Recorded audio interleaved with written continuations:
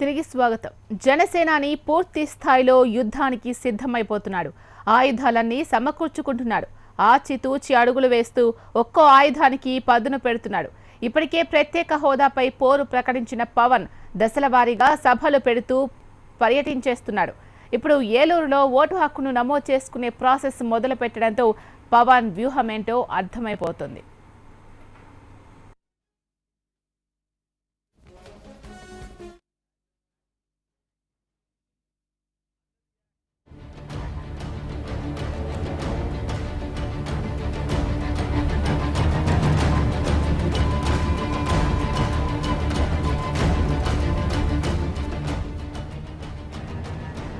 ఏపీలోనే ఇక తన రాజకీయం.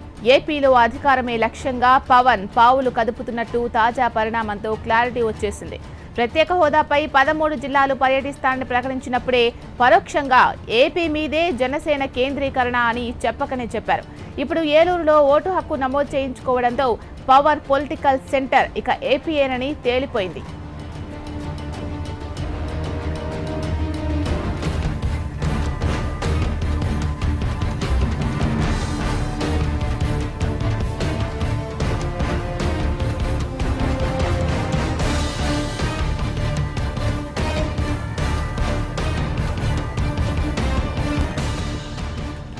ఏలూరులో ఓటు హక్కు అంటే ఏలూరు నుంచే పవన్ వచ్చే ఎన్నికల్లో పోటీ చేస్తారా అనే ఆసక్తికర చర్చ మొదలైంది.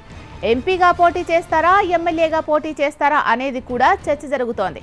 రాష్ట్రంలో అధికారమే లక్ష్యంగా ఎమ్మెల్యేగా పోటీ చేస్తారని కొందరు అంటుంటే ఎంపీ, ఎమ్మెల్యే రెండింటికి చేయొచ్చని కూడా మరికొందరు అంటున్నారు.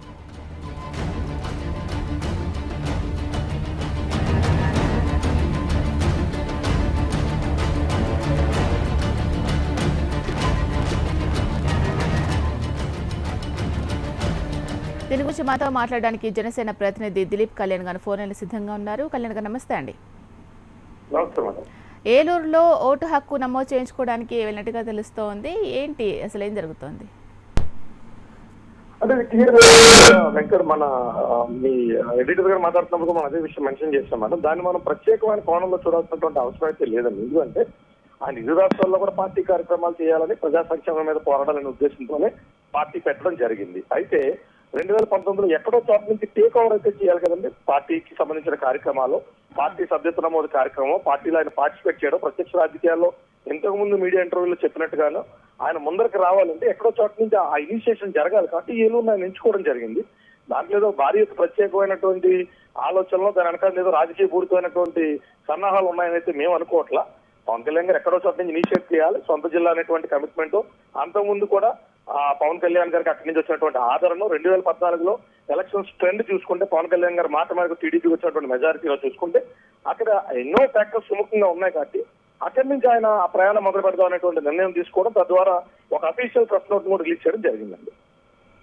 ఓకే, అంటే దీంతో కన్ఫర్మ్ అయిపోయినట్లే కదా ఎన్నికల్లో పోటీ చేస్తున్నారు పవన్ గారని కూడా చాలా సార్లు బలంగా చెప్పారండి. ప్రత్యక్ష రాజకీయాల్లోకి నేను వచ్చినప్పటికీ 2014లో క్రియాశీలాత్మకమైనటువంటి రాజకీయాల్లో, ప్రత్యక్ష రాజకీయాల్లో పార్టిసిపేట్ చేయడానికి గల కారణం అంత కంగాళీ బెంగాలీగా తొందరగా మనం పార్టీ నిర్మాణం అనేది చేపడితే అది ఎంత ఫాస్ట్ గా వచ్చాం అంతే ఫాస్ట్ గా డేలా ప్రజలను కానీ అభిమానులు కానీ డేలాపరిచే విధానంగా ఉంటుంది. కాబట్టి I by ample amount of time 2019 నుంచి 25 సంవత్సరాలు నేను ప్రత్యక్ష రాజకీయాల్లో కనీసం 10 సంవత్సరాల పాటు నేను సుదీర్ఘమైన రాజకీయ ప్రయాణం అనేటువంటిది నాకు సాగుద్ది అనేటువంటి విషయాన్ని మెన్షన్ చేయడం, ఆయన చెప్పిన మాటకు అనుసంధానంగానే స్పెషల్ స్టేటస్ లాంటి ఎన్నో సున్నితమైన అంశాల మీద ఆయన బహిర్గతంగా బయటకు వచ్చి మాట్లాడడం, తద్వారా ఆయన ప్రయాణం 2019 ఎలక్షన్స్ లో ఖచ్చితంగా అన్ని నియోజకవర్గాల్లో పార్టిసిపేట్ చేస్తారనే సంకేతాలను బలపరుస్తున్న దిశగానే నిన్న ఆయన ఈ నిర్ణయం జరిగిందని మనం అనుకోవచ్చండి.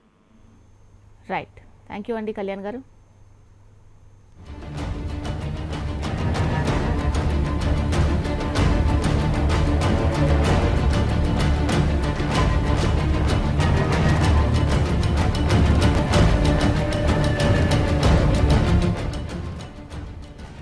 పవన్ పోటీ చేయడమైతే ఖాయమని, అయితే ఏ పార్టీలతో కలిసి వెళ్తారనేది కూడా చర్చనీయాంశమైంది. టీడీపీ, బీజేపీలతో విభేదిస్తారు అనేది మాత్రం సూచనప్రాయంగా అర్థమవుతోంది. కాంగ్రెస్ను పట్టించుకోరు, వైసీపీయే పోటీదారుగా భావిస్తున్నారు. అయితే గీతే వామపక్షాలతో కలిసి వెళ్తారనే టాక్ నడుస్తోంది.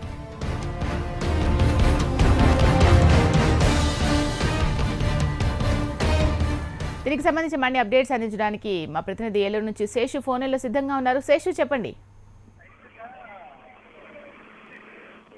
ఏదైతే పవన్ కళ్యాణ్, జనసేన అధినేత పవన్ కళ్యాణ్ ఏలూరులో ఓటు హక్కును ఏలూరుకి మార్చుకోవడంతో పాటు ఏలూరులో నివసిస్తాను, తనకి ఒక ఇల్లు చూడమన్నట్టుగా ఇటు అభిమానులు కూడా చెప్పడం జరిగింది. దీంతో అభిమాన సంఘాలు కూడా ఎంతో ఆనందం వ్యక్తం చేస్తున్నాయి.